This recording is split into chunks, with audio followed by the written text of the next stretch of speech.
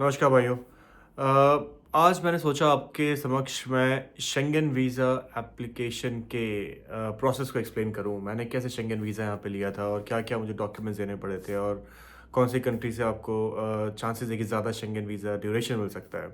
And बतेरी आगे बहुत सारी चीज़ें हैं जो मुझसे लोगों ने बहुत सारी पूछी गई हैं। लेट्स सी कि मैं कितना एक्सप्लेन कर पाता हूँ, बट ये मेरे व्यूज़ हैं।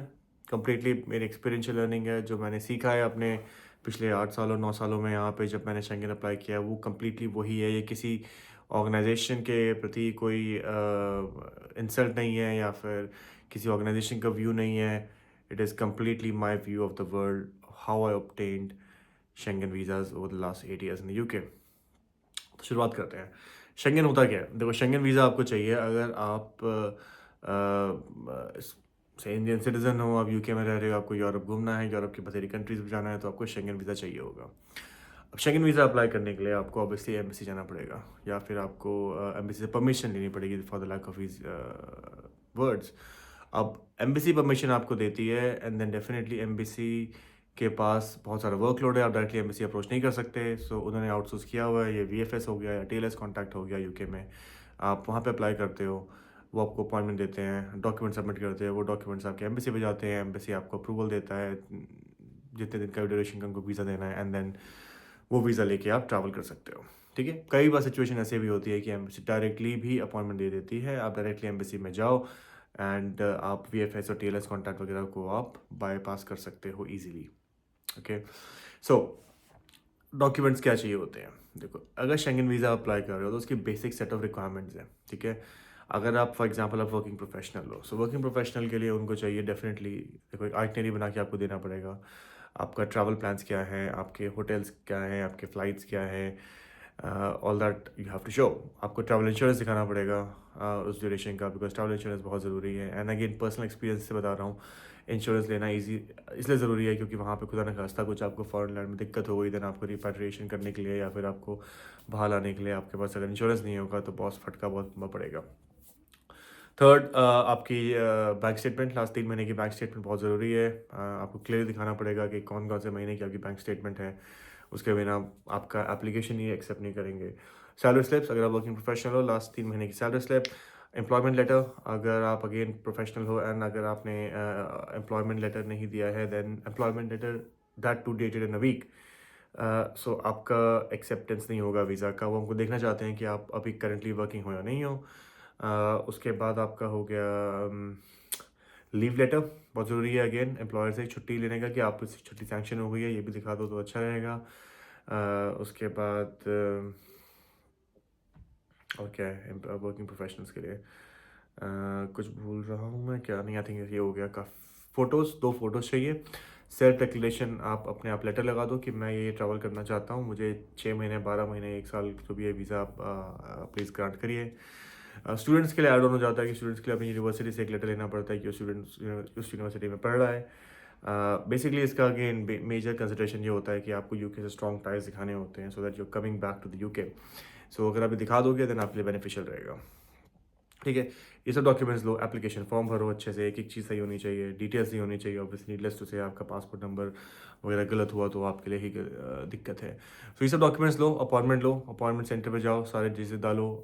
वीएफएस टीएलएस की सेपरेट फ़ीस होती है, वो दो।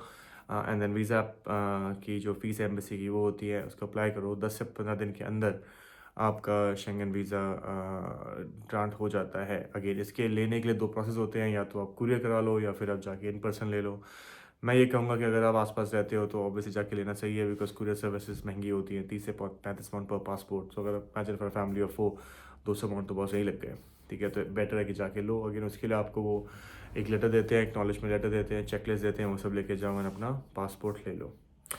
कैच इसमें ये है कि अगर आप सपोज़ स्विट्ज़रलैंड एम्बेसी लगा रहे हो, ठीक है? सो स्विट्ज़रलैंड एम्बेसी वाला आपसे ये पूछेगा कि आपका मेन पोर्ट ऑफ एंट्री और आपका मेन डेस्टिनेशन क्या है? अगर आप बोलते हो कि बॉस आप स्विट्ज़रलैंड जा रहे हो बट उसके बाद फ्रांस जा रहे हो 3 दिन के लिए, बट स्विट्ज़रलैंड 1 ही दिन के लिए रुक रहे हो, तो आपको एक्सेप्ट नहीं करेंगे। सो आपको ऐसी आइटनरी दिखानी होगी कि आप स्विट्ज़रलैंड में 2 दिन हो, फ्रांस में 2 दिन हो, या स्विट्ज़रलैंड आपका मेन पोर्ट ऑफ डेस्टिनेशन है। If that's the case then only go and then only apply. पहला। दूसरा क्या चाहिए कि सपोज़ आपकी लग गई स्विट्ज़रलैंड से, ठीक है? बट आप थोड़े से चालू हो और आपने बोला कि बॉस मैं तो फ्रांस चले जाऊँगा, क्या फ़र्क पड़ता है, शेंगन तो शेंगन है। गलती मत करना, आपको वापस भेज देंगे।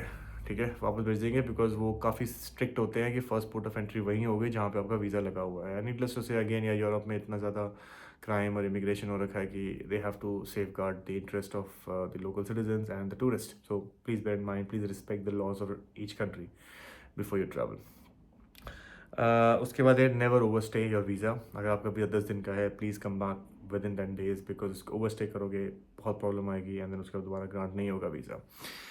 एक क्वेश्चन जो जनरली बहुत लोग पूछते हैं कि ज़्यादा ड्यूरेशन का कैसे मिलता है। देखो, ज़्यादा ड्यूरेशन का मिलने का कोई कैच नहीं है यार। इंडिविजुअली सब एम्बेसीज अपना अपना ड्यूरेशन देती है। ठीक है, मेरे को पोर्चुगल से 21 दिन का मिला था, मुझे नेदरलैंड से 1.5 साल का मिला था, मुझे स्विट्जरलैंड से 3 महीने का मिला था, मुझे फ्रांस से 1 साल का मिला था।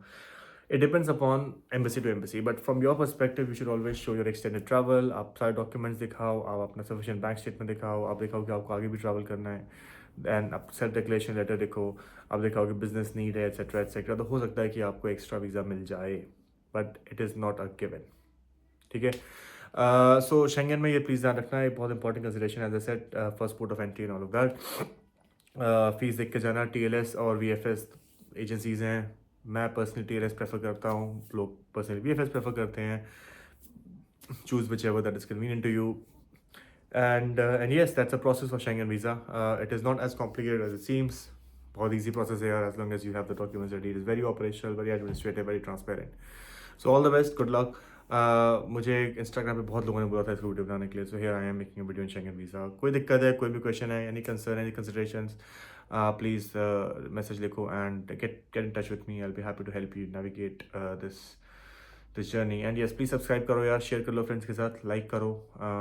मैं काफ़ी न्यू हूँ यूट्यूब पे, बट अच्छा रहेगा अगर थोड़ी सी मुझे इस पर फॉलोइंग मिल जाएगी। Right, so all the best, good luck, happy travels, safe travels, enjoy Schengen.